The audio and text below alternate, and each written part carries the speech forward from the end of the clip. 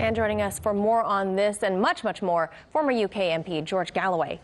So, George, first, I'd like to get your take on this. Reports say that the Egyptians mediated the ceasefire between Israel and Hamas.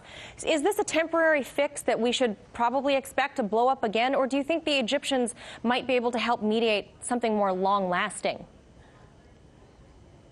Well, nothing long-lasting has occurred. The occupation of Palestinian land is half a century and more extant, so there's no reason to believe that this is other than a temporary pause in the long-running conflict. I must just say, though, in relation to your previous package, to blame the 2 million Palestinian prisoners in Gaza for quote-unquote violence is akin to blaming the gazelle for kicking out at the wild animal in whose jaws it is entrapped. These 2 million Palestinians have nowhere to run, nowhere to hide, no entrance, no exit, no future.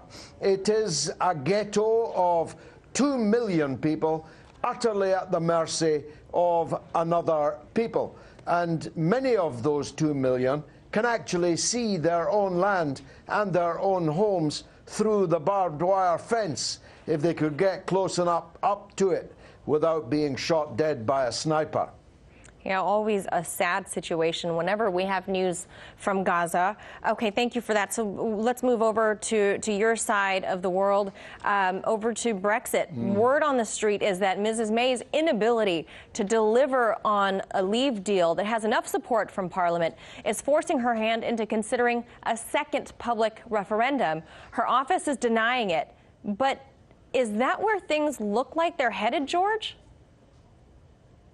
No, I really don't think there will be a second referendum, because that would transform Britain into the streets of France. The social peace of the country would be seriously at risk if a second referendum on the same subject were held before the results of the first referendum were implemented. So I think it's just bluff.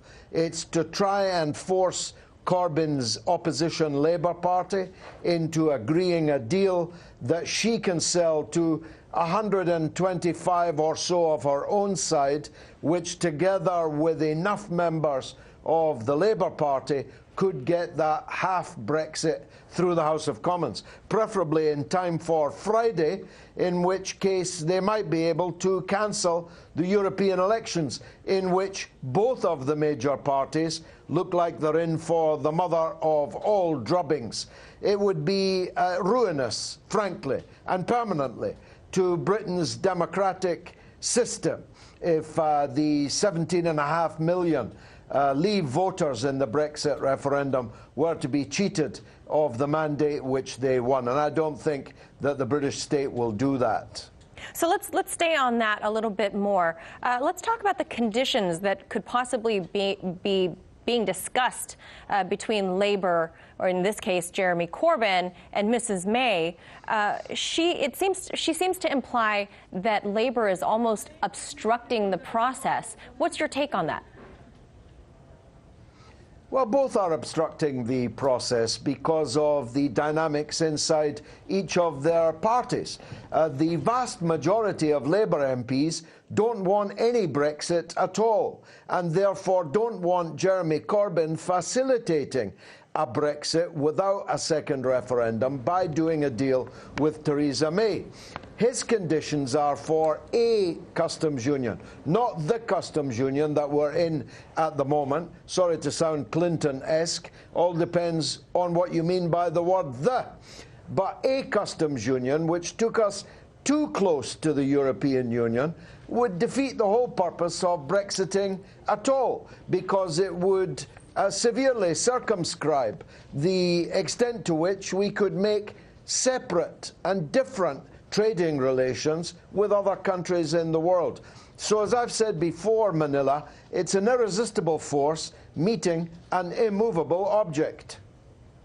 And real quickly, George, let's touch on the EU parliamentary elections. Silvio Berlusconi reportedly left hospital after receiving intestinal surgery to continue campaigning for the EU Parliament. They say he's determined to keep nationalist forces from winning the election. How much of a concern is it that these nationalist parties take up position in EU Parliament? Well, no bunga parties for Berlusconi these days, and I don't think that he will have that kind of an impact. You call them nationalist, I'd call them anti-globalist. The anti-globalist forces across the European Union are set for sweeping victories on the 23rd to the 26th of May, and Berlusconi isn't the man to stop that, and I don't think anyone can stop it. It's the trend. It's the new vogue in world affairs. People want to be able to control their own lives far more closely than globalization can ever allow them to do. Yeah, George, as we know in your long term in politics, that politics like fashion is cyclical. So we'll leave it right there. George Galloway, thank you so much for your expertise in this.